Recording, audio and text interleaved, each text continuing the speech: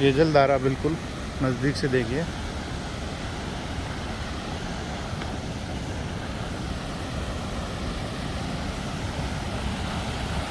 इंद्रधनुष।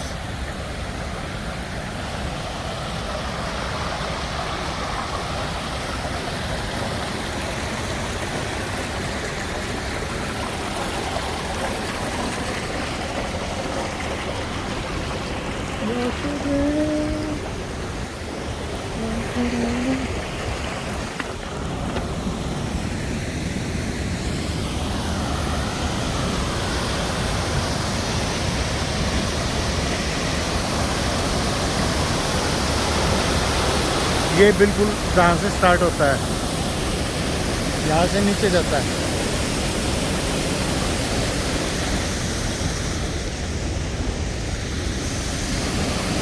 यहाँ से दिखाते हैं आपको।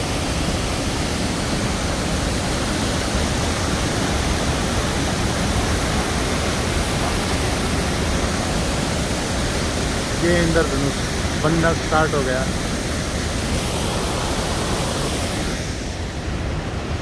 वे हमारे दो बंधु बैठे हैं, देखो कितनी दूर से हाथ हिल रहा है।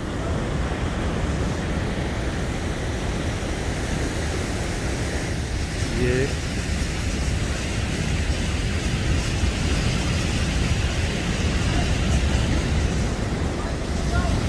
बाय बाय कर रहे हैं।